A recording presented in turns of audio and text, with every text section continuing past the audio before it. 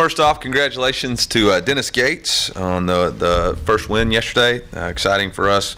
Awesome student section. Really appreciate the fan support coming out for our athletic teams. It really makes our recruiting easier.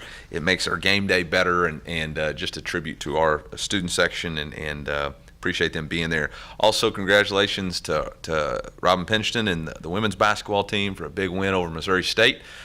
Always great for both of those teams to be 1-0. So excited about what they're embarking on. Also want to acknowledge that today is Election Day. I want to encourage everyone to exercise their freedom to do that, to use their right to vote. I pray for wisdom on the people that will be elected and for the people that are elected, and that we can find solutions and not just rhetoric for these country's problems. A lot of people have made a lot of sacrifices over the course of our country's history for us to have the freedoms to vote, and I sure hope and pray that people will take that, not take that freedom for granted. New task and a great challenge this week. Obviously, we're playing a top 5 team on the road who's playing at a really high level. Their quarterback is playing at a Heisman level, Heisman Trophy level. They've got unbelievable skill players. Obviously, some of their wide receivers, all 3 of their wide receivers are extremely electric. Jalen Hyatt might be the best wide receiver in the country. Obviously, Cedric Tillman is a really good player also. Jabari Small at running back and Jalen Wright at running back are both very dynamic. Their offensive line presents problems. They have a dynamic scheme. Between Coach Heupel and Coach Golish, they do a tremendous job of putting their players in a position to be successful. Defensively, they do a tremendous job of playing fast. They are very experienced. When you look at the depth chart, just in the defensive line, senior, backup's a senior, junior, backup's a redshirt senior, redshirt junior, backup's a senior, redshirt senior, backed up by a junior. Both linebackers, redshirt seniors, backed up by redshirt seniors. So very experienced. 2 safeties, seniors. So we've played against both of those guys since I've been here. And then obviously the corners are juniors, redshirt juniors. So a lot of experience, a lot of speed. They play very physical. They're downhill. And so it's going to be a real challenge for our football team. And we're excited about that challenge, excited about going on the road and matching up against a really good Tennessee Volunteer football team. I know I'm going to be asked about the penalties, and I did receive a response for the SEC, and I'll tell you, the response says it's going to have no bearing on the outcome or this next game, and so that's what I'm going with. That's not really what the response was, but that's what I'm telling you the response is. It doesn't change the outcome, and so it's really not anything worth discussing in my opinion. It can only cost me money, and so it doesn't have any effect on this next game, and it doesn't change the result. So with that being said, I'll open up for questions.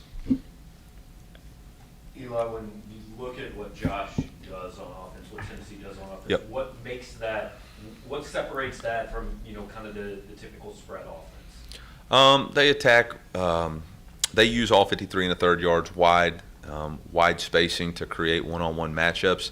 They have very good vertical speed, and so that puts your defensive players in a bad position. Do they play tight and press and give themselves vertical shots, or do you play deep and they throw it underneath and you have to come up and make tackles? So it's a challenging scheme combined with challenging players, and that's when it's really at its best.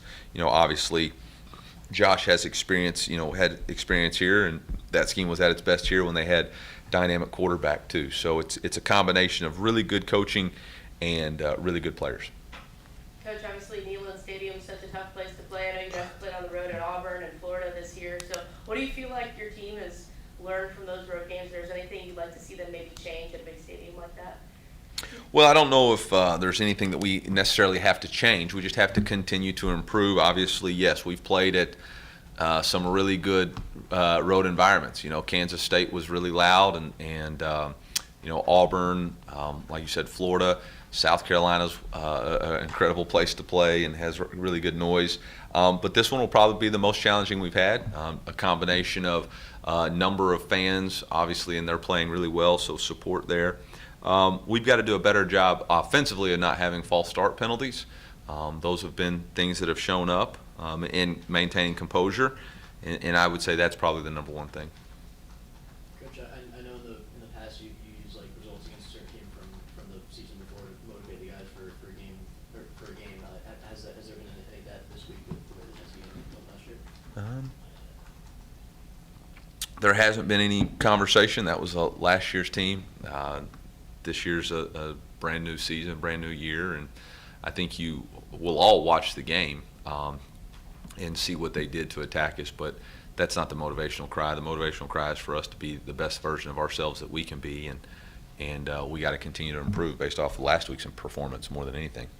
I know Tennessee has the reputation, obviously, as a really good passing team, but obviously the run game you guys saw firsthand. How are they in that phase this year? Yeah, they're really good running the football. Obviously, they have a quarterback who has the ability to run combined with a running back. And again, if you decide to spread out to match their spacing, then you've created vertical seams in the run game, and they do a really nice job of exploiting those. And like I said, they have some really good running backs, and obviously Hendon himself is a really good dynamic runner, and they utilize both some insert schemes but also some zone read schemes to give the quarterback the freedom to pull it. And again, if you're playing a single high defense, your quarterback player's in the middle of the field, which is a long way for him to go to make tackles. And if you're in a zero scheme, they're going to throw the ball by you. So. Eli, did you learn anything from last year's game against Tennessee that you can apply now? Whole list of things. I'm not sharing them with you. Maybe after the game. But yeah, there's a whole list of things that you look back on and you say, okay, I have to do this a lot better on both sides of the ball. And obviously, I think we've attacked that on one side of the ball and have made a lot of improvements in that case. Were there any common issues on the third down struggles Saturday for your offense? Yeah, there's a lot of issues. Yeah, a lot of combinations of design, protection, and execution. Easily fixable in a week, or is it just kind of things that have popped up at other times this year too? I mean, the hope is that everything's fixable. The hope is that everybody attacks it. And I think the growth that I've seen in our team is there's a maturity of owning the responsibility of everybody fixing it. And it starts with design, which is me. I've got to do a better job of designing third downs that give us an opportunity to be successful. And we know as an offense when we're good, previous week, we were executing on third downs. And so from top to bottom, we've got to do a better job. And it's, the beauty of offense and the struggle of offense is that 11 have to act as one in order to be successful. And if one person breaks down, it's going to affect the other 10. And we just had too many of those issues.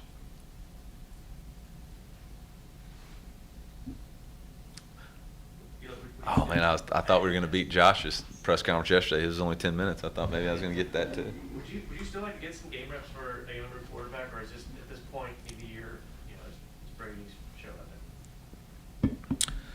there? You know what? I'm really focused on this game and this opportunity, and if the opportunity presents itself for us to get another quarterback in a situation that we're in control of, we would do that. But I'm not making that plan for this game. And I thought, I hear the same thing y'all hear. I'm not deaf out there. I only have one headset on, so I can hear everybody else give me ideas. But the reality of it is in the fourth quarter, our quarterback played well enough to get us back into the game and have a lead. Doesn't excuse the things that occurred before that have to improve. But he still gives us our best chance moving forward, and he's going to continue to grow and get better, as well as the guys behind him. They're all still getting their reps, and when their opportunity comes, they'll be ready. You mentioned Brady improving in the fourth quarter this past week. What were some of the things after watching the tape that he did differently that really helped him produce 2 drives and touchdowns? Well, we completed the pass to Mekhi Miller. And the bad thing is the quarterback gets a lot of the blame. There were some protection issues, specifically the first play of the second half, that broke down on us, put us behind the chains. There was a ball location issue on the second drive, and then the third drive and there was a route issue on the second drive too that prevented us from getting an explosive play. But we got some completions, we got some confidence. On that last drive that we scored on, we hit an explosive play to Luther down the sideline. We executed on a very long third down between Barrett and Brady. Those two things combined really gave us the opportunity to score on that last drive. I thought he had his best throw on the 2-point conversion. Obviously, his run on the quarterback scramble was all big plays. We just got to put it together sooner. You mentioned the protection issues there and then some false start penalties. Similarly to the quarterback question, have you considered any changes along the offensive line? We will make some changes this week on the offensive line due to injury, and those will be worked out during practice starting today and seeing where that goes. But we're in a unique situation where our right tackle started the season at right guard, and we've lost 2 starting right tackles, and so we're still working through.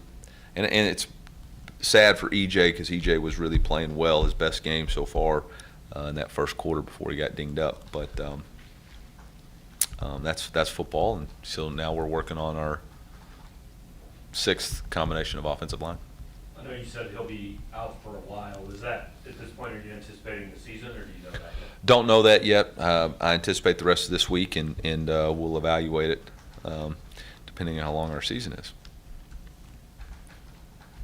This is kind of going backwards, but we didn't ask about it Saturday, and I've been asked about it a lot. The 3rd and 1 on Kentucky, did you consider challenging that? I did. What's that like? Because it's not like the NFL where you can throw a flag necessarily. Yeah, so the way the challenge process works in college football is there was 2 spots that I considered challenging, both the drop punt that we took off running, and I felt like Jack reached the ball to the first down marker but then was marked a full yard short, and then obviously on that 3rd and 1,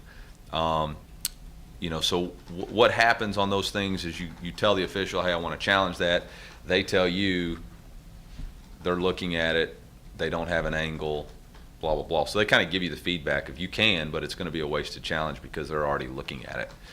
And so that's what happens. There's been a couple of times where I've used a challenge, but it was really just to give us a breather or a timeout anyway or stop the clock. But there was not an angle that was definitive to say one way or the other. Coach, what have you liked about how Brady's handled things this season? Obviously, you mentioned before people love to talk about the backup quarterbacks, right? How have you liked how he's handled everything and been the leader of this team? Yeah, Brady's displayed a lot of toughness, both mental and physical, throughout the season, and that's a trait that everybody can get behind. Obviously the results are not what anybody has wanted or anticipated, and we all have our struggles in our accountabilities for those, and I think he's taken ownership of the things that he can take ownership for, and he's trying to do the very best he can in a hard situation. And when you're not performing the way everybody wants you to perform, everybody wants somebody else and somebody different. And sometimes it's just a growth process, and sometimes it's a lot of different combinations. But I've been proud of the way he's led and not flinched and keeps going back up, and he gives us everything we got. Coach, what are some things Hendon Hooker does well, and what are some things y'all have to do to kind of contain whatever that may be? Yeah, I think Hendon's really developed tremendously as both a passer, and then he uses his athleticism and speed as like his B button. He doesn't rely on it. He utilizes it as an extra benefit. He's a very strong and physical runner. The first guy very rarely tackles him, and so we got to do a great job of getting into the thigh boards and to bring him down. If you hit him high or go low, he steps on you or over you because he's so long. So it's a real challenge. He's a good player. Is there still any chance Tyron White gets back this season? There's not. Coach, you said Jalen High might be the best receiver in the SEC, but what specifically has he done well this year? Well, I think he's got 51 catches. He's obviously got great vertical speed.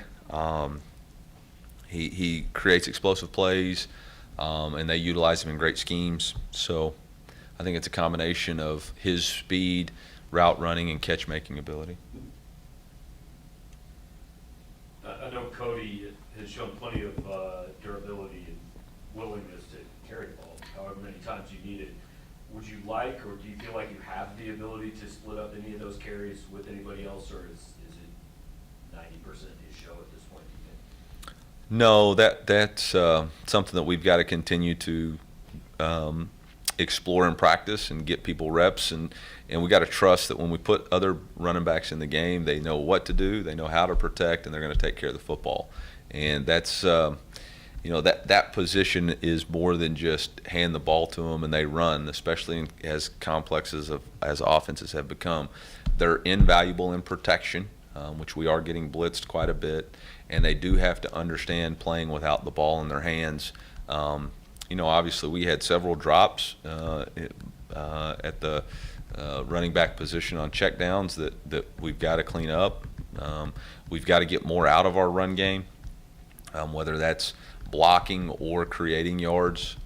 So all of those things are on the table. We are trying to, I do want to see how Nate and Elijah respond in practice this week and see if those guys can provide us some more depth. I do think Cody's given us all he's got, but I felt like last game for the first time we played him too much. Anything else for Coach? Last thing, I'd like to say happy birthday to my mother, Susie Drinkwitz. I'm not going to tell you how old she is, but happy birthday, Mom. Love you.